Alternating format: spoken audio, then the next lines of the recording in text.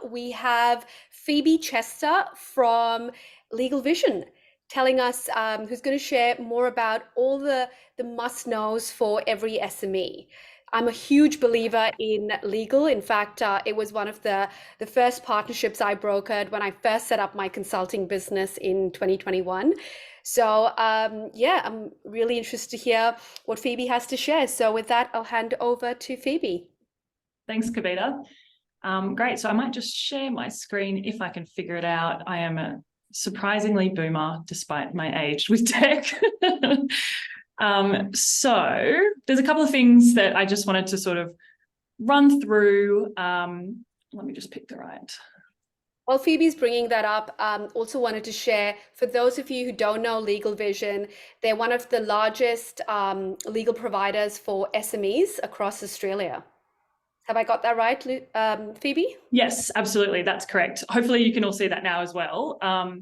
And so certainly that's sort of one of our things that we're proud of. And our entire ecosystem is essentially built around trying to address that need, because we do really think that small and medium-sized businesses operate really differently to bigger ones, and the needs are different, the costs are different, the resources are different, and the time to sort of invest in getting these things right is different. So that's certainly been a big emphasis for LegalVision.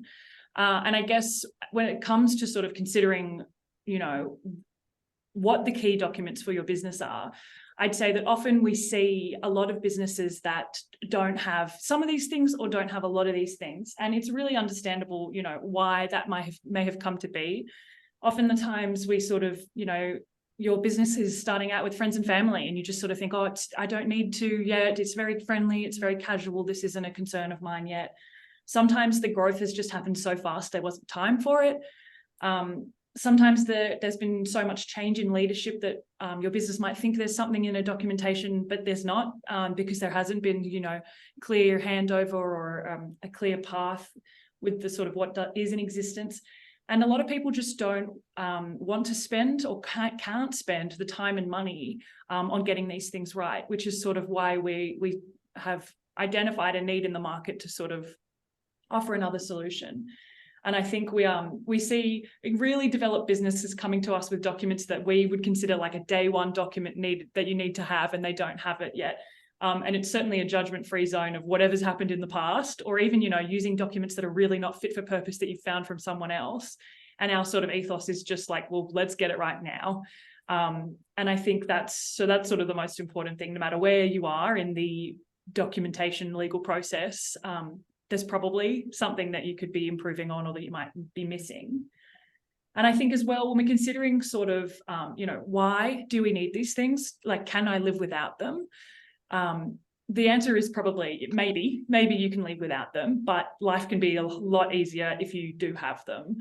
And so I'll run through the value of each of these documents up on the screen, but I guess just generally, the common theme with all of these documents is that they're protection. They're protection for you, they're protection for your employees, they're protection for your customers. It really, one of the number one things that these achieve is getting rid of disputes before they can even rear their head, by giving people a mechanism to have complaints or to have a conversation and to really understand the rights and responsibilities of the different parties, so that things don't have to end up ugly if they do. And often we find just having these contracts where otherwise you might have had nothing can make a dispute go away entirely. So that's really important. Some of these are required by law. So some of these don't take my word for it. You get in trouble if you don't have it, is essentially the thinking there. So that's another reason why they're important.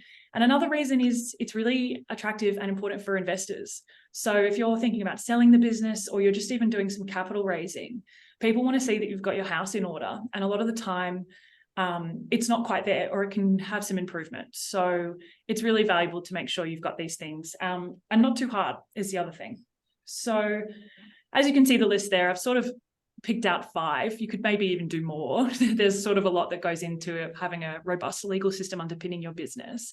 But one of the first ones is sort of making sure the corporate structure is in order. So if you're incorporated, making sure that the company has a constitution, and making sure that it has shareholder agreements. So, does everybody understand the roles and the obligations of the shareholders, directors, and how the governance is going to work. And making sure that everyone's interests are really protected. So that's why number one is so important. Number two, customer terms and conditions, probably obvious, but a lot of the time we don't have these formalized, or they're really outdated and they don't actually reflect what the business currently does. Or say you've got 3 different arms of the business and it kind of only really describes one. So another reason why we really recommend having a look at these is there's been some major reform from a legal perspective in terms of unfair contract terms, which you might have heard about in the last sort of 6 months. So there's been a massive overhaul where basically if your terms and conditions contain a clause that says basically has a big imbalance between the parties. So an example might be, I'm allowed to terminate the contract with you, but you're not, something like that. And that's just one example of millions. It can mean that the clause is unenforceable, and it can also now attract a fine. So basically every business in Australia is currently overhauling their standard form contracts. And we definitely recommend you do too if yours was drafted more than a year ago, or if you don't have them, definitely get some. So that's a big one. Employee and contractor agreements. This is another one that we see people put on the back burner for a while because oftentimes it's friends and family. And we'd say basically no matter how casual or friendly or trusting the relationship is, just put it in writing. And our approach with all of the documents is really making sure that it's the tone is readable and accessible.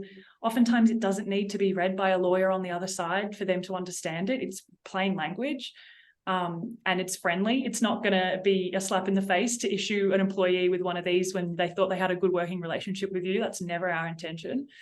But it's also really important to make sure that you've categorized your employees and your contractors correctly, because oftentimes we see people calling individuals contractors when in reality they're employees. And if you miscategorize, you're potentially exposing the business to some risk there, because you can be liable to pay employee entitlements like superannuation and other entitlements like that. And you can also have some penalties. So that's why that one's really important. Okay, confidentiality agreements. Now, this one is sort of a filling a gap type agreement. Oftentimes, say, for example, you're manufacturing something, you sell a product, you're talking to manufacturers about who can help me sell this or manufacture this. And while you're speaking to those manufacturers, you're saying, okay, this is what our product does. It looks like this, it works like this. You're kind of giving away your confidential information then. And usually people do it because they go, oh yeah, but we'll sign a formal agreement down the track and it'll all be covered. But what we'd say is make sure you've got the NDA before you even get to that. And it allows you to talk to several manufacturers potentially. Same with capital raising or investment. Just make sure that you've got something that puts the other party on notice that, hey, we care about our confidential information. We're going to notice if you misuse it. And that can be a super simple document, 2 pages, and just sort of have it in the back pocket for whenever you need it. And then the last one is maybe the most important, or certainly hot ticket item from legal risk perspective, privacy policy. Now, this is probably, we hear all the time, this is what people are most concerned about. And I think it's fair to be. Data breaches are everywhere. And we're sort of telling people it's not a question of if you'll have a data breach, it's when, because of the way that our world is at the moment.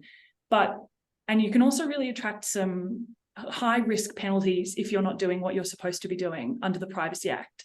So we'd say, make sure you know if you're an APP entity or not, make sure you're gathering information lawfully and with consent, and make sure that there's a privacy policy for individuals asking, hang on, what are you doing with this information? That it's all there and you can direct it to them. So those are the 5 things, although there's many others. And I think an important thing to note about all of those agreements is that we sort of offer at LegalVision a membership subscription model. So all of those documents are just included in the membership model. So you can sort of sign up to have us, there. You can book in unlimited advice consultations, as it says there, or you can get all of these documents drafted. And it can be a really helpful tool. And I think tying into what Eric was sort of speaking about before in terms of brand, things like trademark applications and IP protection is also included in the membership, which is really helpful.